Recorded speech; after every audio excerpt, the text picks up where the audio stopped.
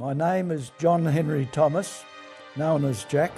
I flew a Halifax Mark III heavy bomber, and I served on 102 Squadron Pocklington, 4 Group Bomber Command, from the 29th of June 1944 until 22nd of January 1945.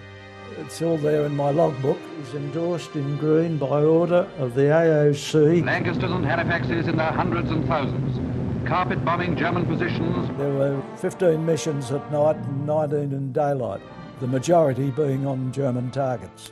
Jack Thomas is 99 years old.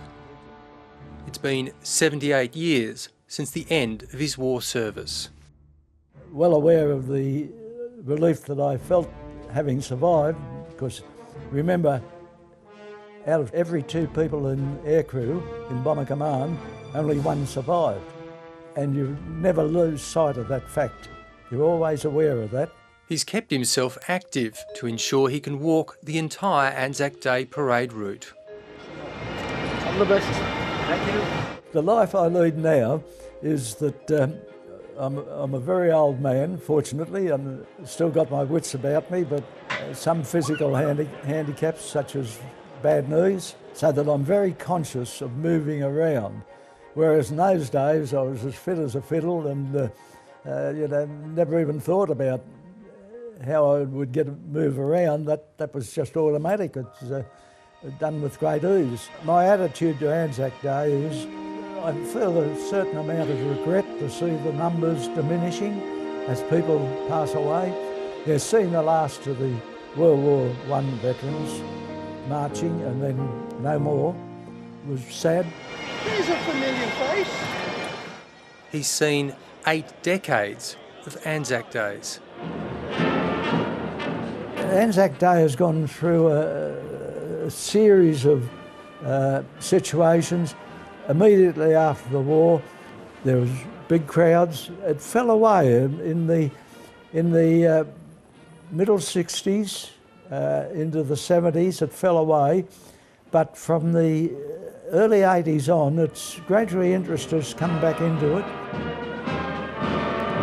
So during the Second World War, you had 990,000 Australian men and women wearing a military uniform, 500,000 Australians served overseas, and you also still have several 100,000 First World War veterans lining the streets. This was a mass experience, so it was a big deal back in the day.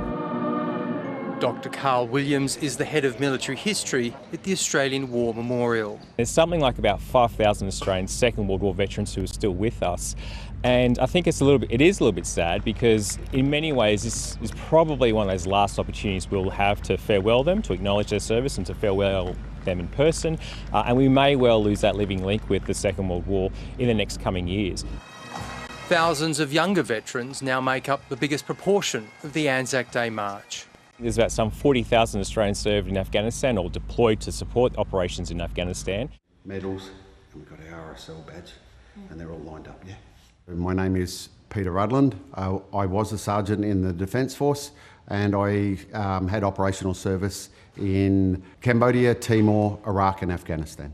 Peter Rudland is sharing Anzac Day this year with his son. Move him over a little bit because Dad's got to take his stuff out. I approach Anzac Day with a lot of joy. I find it's a great day. It's not about, remembering the fallen. That's Remembrance Day.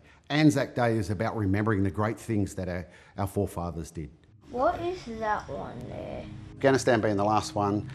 Peter was severely injured in a helicopter crash while serving with Special Forces in Afghanistan. When I woke up, to be told that 3 soldiers had died and 1 American soldier had died, that was absolute tragic. I lost 3 people I loved and a friend. It was up there with one of the worst days of my life. So the wounds I still have physically are mainly centred around pain from the crash. Most of my injuries were dealt with at the time. So I had good surgeons do good work on me. Peter says his work with disabled veterans at the Invictus Games and as a counsellor going to the Royal Commission into Veteran Suicide has changed his son's view of service. His only contact with the Defence Force was around injured people. And I had to really stop to think about that. You know, my boy had not seen the great things that are a part of defence. He had only seen, unfortunately, the tragic end of it. I would well and truly give him the advice to join, and I think he'd be an excellent soldier. Peter says it's important children learn from those wars long past. I would hope that World War II are remembered the same way as World War I and every other set of veterans there are. You know, a group of people that sacrificed for the good of the country. My intention is to continue marching till I reach the stage where I physically am unable. But I'll do my best to keep going. My advice to the young generation is that I want you to be aware that your freedom was won at a price and maintained at a price. Your present freedom, everything concerned with it, is gifted to you by those who served.